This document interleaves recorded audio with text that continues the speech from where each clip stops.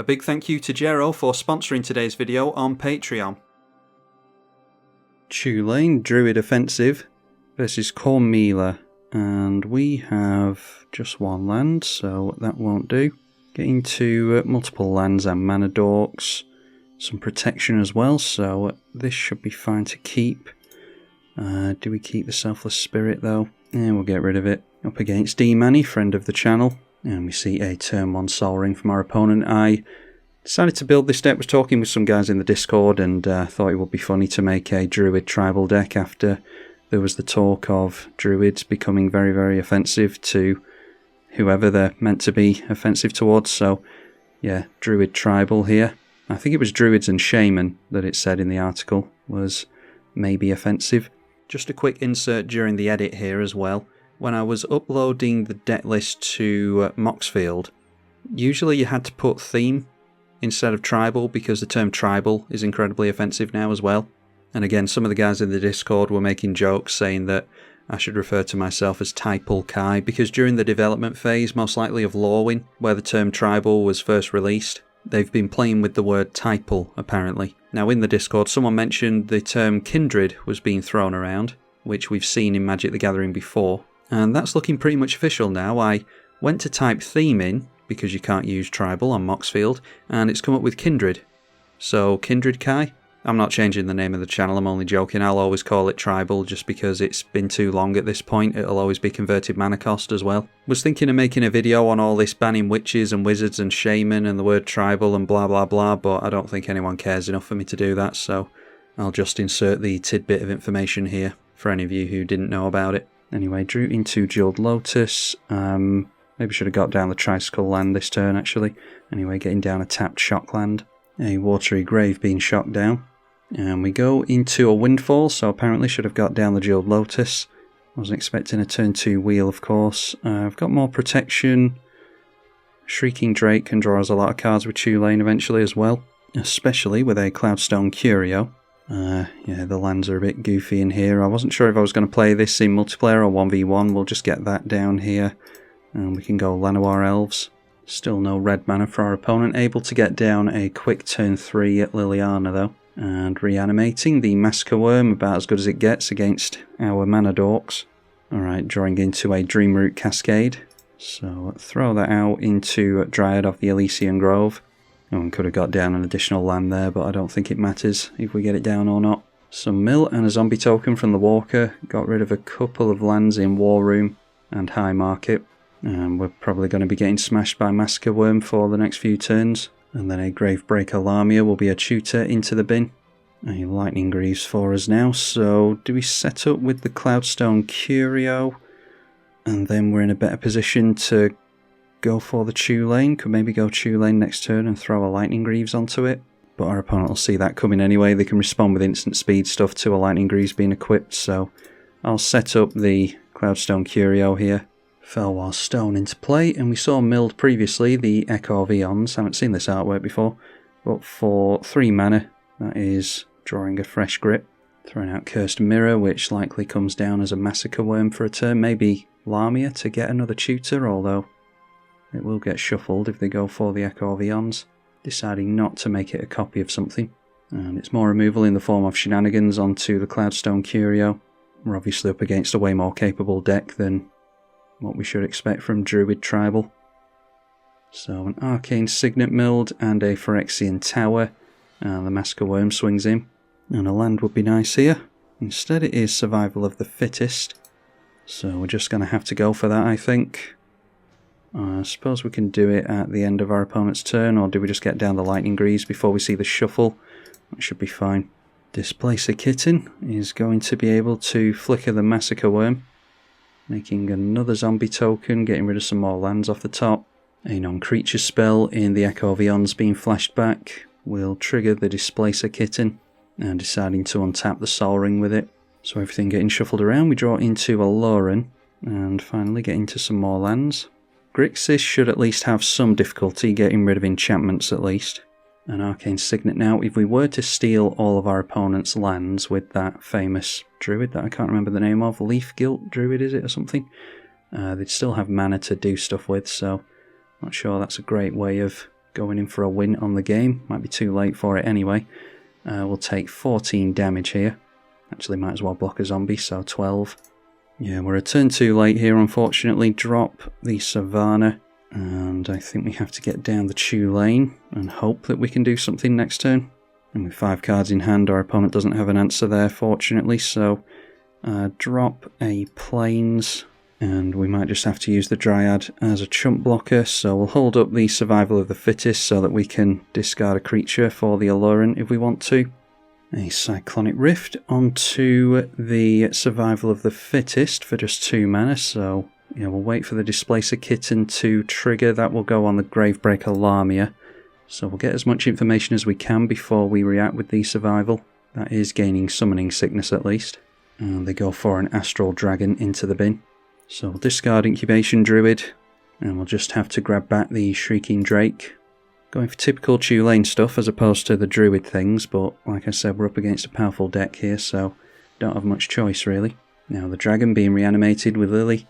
I'm making some token copies of the Cursed Mirror, so this can be a couple of Massacre Worms and that will deal with us. Instead, making some dragons. So just going infinite here with a bunch of Astral Dragons being copies of the Cursed Mirror. Like I said, could have gone for the Massacre Worm as well. That would have killed these off and cleared the way, so multiple ways to do it here. But yeah, just way too slow with the Chulane there. So now going for copies of Cursed Mirror onto the Massacre Worm, Okay, so now going for an Astral Dragon and a Massacre Worm. Alright, and still going for Astral Dragons, so I'll just say good game to my opponent. We're tapped out, so nothing we're going to do, obviously, and we will concede there. So good game to my opponent. We will try with this clunky deck again. Playing against Quain this time, again with a 1-lander, which is a real shame because it's a pretty loaded hand, that. If we can top deck into a land, we are on the draw. We'll be able to get some stuff going there, but not going to rely on a top deck into a land. More lands there is good, so keep, get rid of the Benefactor's Drought, and into Realm Walker, so yeah, slowly getting out our Druids here. It will be Incubation Druid on turn 2, and Quain coming down on turn 2 as you would expect. Another counterspell in Arcane Denial for us, so get down the only green mana we've got into the Druid. And then a Vizier of Tumbling Sands for our opponent to untap a target permanent. Alright, and into another green source means we can get that down into Seton, Krosan Protector. And this means that we'll be able to hold up Arcane Denial as well. For anyone who doesn't know, any newer players, if it's written out as tapped without the tap symbol, the little arrow, if it's written out like this, then it's not affected by Summoning Sickness and you can do the ability straight away. We will draw to the Quain, and that fixes our green mana as well. Yavimaya. Mistveiled Plains could be untapped by the Vizier. And just passing straight through to our turn, no doubt holding up some kind of counter magic maybe. Maybe tempt them with a Tatyova Benthic Druid. So drop the Yavimaya so that we don't have to take life to Mana Confluence if we don't want to. Maybe should have tapped down our creatures before getting down the land. That's definitely what we should have done actually. And our opponent, at least bluffing that he's got counter magic, was no doubt expecting to see Chulane here. So yeah, exclude onto Tatyova, nothing we can do about it. And we will draw with Quain into a Llanowar tribe, which we'll be able to tap for mana straight away thanks to this thing. And then activating the Quain again gets us into Jeweled Lotus, meaning we can hold up counter magic and get the Chulane down, which we would have been able to do next turn anyway, assuming our Dorks stay in play. Azorius Chancery is a bounce land, and casting a Clever Impersonator in order to get another Vizier into play. Untapping the Azorius Chancery with the original Vizier takes us into a Triskaideka file. So if you have exactly 13 cards in your hand at the end of the turn, you win the game, so we'll have to be very wary of that. We see Shigeki, which we could fish out the Tatyova with. Attempt to get down the Jeweled Lotus, and that lands along with the Plains into the Chulane. 7 cards in our opponent's hand. So yeah, we could aim for the Tatyova here, I suppose, but we don't have any lands to make use of it anyway. Maybe we're better just drawing cards with Realm Walker for now, and we can still hold up counter magic. Or actually, Llanowar Tribe will tap for even more mana next turn, so we'll fix that. Obviously draw a card to the Chulane. Gaia's Cradle can come into play straight away off the Chulane. So tap that down for a bunch of mana straight away into the Realm Walker. Obviously going to name Druid in a Druid tribal deck. Managed to hit another land with Reflecting Pool. That will tap for all of our colours. Click Druid, and it is a Sol Ring on the top, which we're not particularly interested in. We don't have to go for this thing now, we can do it on our opponent's turn. It will cost 4 total mana, and then we'll still have the mana held up for Arcane Denial, so we will stop at that. And then we draw cards with the Quain. There's a Beast Within on top, which we'll no doubt draw into here as well. Tapping and untapping the Chancery. And again, so 6 mana off 1 land. And that is a Lorien Revealed, so drawing 3 cards. Noteworthy that this triggers at the beginning of the upkeep. And now it's Thing in the Ice. 10 cards in hand and 4 counters on this. I'm sure they'll be able to remove them quickly enough. Going down another card by playing a Makokoro though. So we can either go for Adepting the Incubation Druid here, or we can go after the Tatyova. Like I said, there's no guarantee that we'll actually get into a land with Tatyova. Oh, and this is non-legendary cards anyway, just reading the card. Helps to read the card apparently, so yeah, we'll go for Adepting this then. And that means that this now taps for 3 mana, a land on top. So in that case we have to trade out the land for a Sol Ring to go up some mana. And we might as well just play the Shigeki at this point. Can always return it back to hand with the Chulane if we want to grab something back later. A land comes into play. We do have a Druid on top in Devoted Druid. So why don't we play that as well? Drawing into a Time Twister. Our opponent's got 9 cards in hand. There's an Elvish Archdruid here as well. Plenty of elves in play. So tap down the Llanowar tribe in order to get down the Elvish Archdruid. Drew into a Bloom Tender. There's a Coiling Oracle on top. So no land to play with the Chulane. Tap down a Summoning Sick Shigeki and a blue for the Coiling Oracle. And there we see the Shrieking Drake hitting all the Druids anyway, and Arbor Elf as well. Coiling Oracle will draw us into that Shrieking Drake when it enters. And there we see 1000 Year Elixir. I won't mind getting into that. So we'll tap down the Devoted Druid for green mana and play the Arbor Elf. That gets us into a land on top of our library, obviously drew into the Elixir. So we'll tap the Guy's Cradle now for a bunch of mana. That's 10 mana. 1000 Year Elixir coming into play. Our opponent not holding up priority on our turn seemingly. Play the Bloom Tender. Draws us into the Temple Garden. We will play and we will shock it down. Findhorn Elves on top. So might as well play it. Get into another land in Yavimaya Coast. There's another land on top of our library. So we can bounce things with the Chulane here, but we've got the Shrieking Drake available to us. So let's go for untapping a forest. The basic island is a forest thanks to the Yavimaya. So play the Shrieking Drake. And that draws us into a Savannah. We've got another land on top, so we can keep doing this as long as we keep getting into blue mana, because the Shrieking Drake is one of the only non-druids in the deck, but if we go up against decks like we did against our previous opponent, then we want to have answers to stuff like that. So Shrieking Drake can help us in those scenarios. Tundra, another source of blue mana in the Verdant Catacombs coming in. Our opponent now going for a Brainstorm with Thing in the Ice in play. So we're going to have to be careful. Might have to go for Beast Within onto that. So now the Shrieking Drake hits play. Our opponent, I don't think, has time to do anything on the upkeep before this triggers. So hopefully we're safe there. It might be worth blowing that up anyway. Play the Shrieking Drake again with some Tundra mana we just made. Play Verdant Catacombs with it. Now we've got Energy Arc available to us with a bunch of mana able to be tapped down. So we'll make sure to draw into that. We'll take some pain to the Yavimaya Coast and play the Shrieking Drake. Want to leave some lands untapped just in case so that we can hold up counter magic. And there we see a Gilt-Leaf Archdruid on top. That's excellent. So no land to play. A shame that we have to rely on Shrieking Drake combo in order to get a Druid combo off, but this is the Magic Online 1v1 room. We don't have much of a choice sometimes because it's pretty cutthroat. Now a Manamo on top. We can untap our commander with that if we like. So let's play this Gilt-Leaf Archdruid. Draw into Manamo. We can play a tutor in the form of Chord of Calling. We could go for the Crater Hoof Behemoth one if we wanted to. Quain now after some counter magic, I imagine. We will draw with Quain. Now there's a mana drain for us. I don't think we could draw into at instant speed. A Born Upon a Wind, so you may cast spells as though they had flash and draw a card.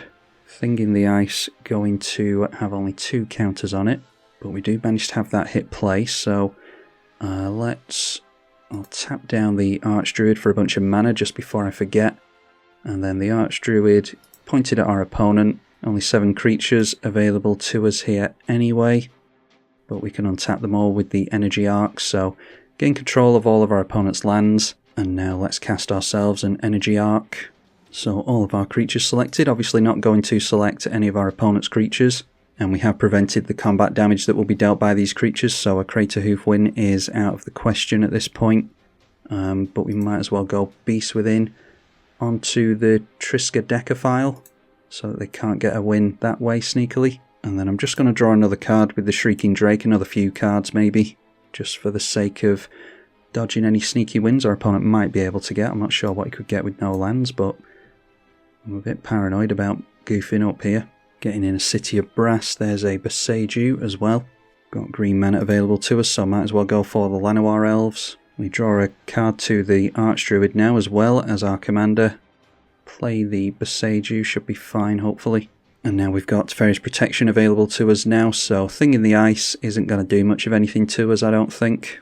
So should be fine to pretty much leave it here. Play the Llanowar Visionary. And there we see Cloudstone Curio.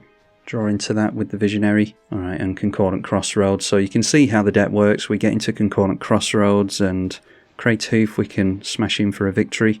We could keep going here, but I think we're fine to just leave it there. My opponent's already been very patient, assuming that he's not hoping to sneak out a win on us out of nowhere. Discard Time Twister, Cloudstone, and the Noble Hierarch should be fine. Quain drawing a card, and did manage to get into an island. We'll need 2 spells to get Thing in the Ice going though. So deciding to float some blue mana, untapping the single mana with the Vizier, and then untapping it again, so we'll have access to triple blue, and it's just a Jace's Archivist. So our opponent being a good sport in playing this out, but hopefully we'll be able to finish it off next turn. Okay, so drawing to a land, Generous Gift on top. Let's just go, where is Gaia's Cradle? Tap it for 15 mana. Craterhoof is 8, so that means 11 mana into this in total. Pretty boring way to win, but it's 1v1 and we can't be too creative in a room that is so full of cutthroat players, so I'll just finish it off here. We got to see some cool plays in the Gilt-Leaf Archdruid and comboing off a bit with Shrieking Drake as well, so buffed up with the Craterhoof Behemoth, and we've got a bunch of around the 20 powered mark creatures, and we've got some around the 20 power mark creatures. So swinging with all of those. Obviously could bounce the Craterhoof with this as well if we don't have enough damage for some reason. But our opponent being very gracious in defeat here, so I very much appreciate him playing this out. And our opponent goes down to 18 commander damage and minus 254 life. So with all the Druids and Shaman that are in Magic the Gathering, after all these years, I don't think that they can retroactively change it all without it being incredibly confusing, but I'm hoping that they don't even try to. I can't think of a single reason why the term Druid would ever be considered offensive, but we've done all this before with demons and Satanism in the early 90s with Magic the Gathering, and hopefully the outcome will be the same. Let me know what you think in the comments section. I'm tribalkai. Thank you for watching.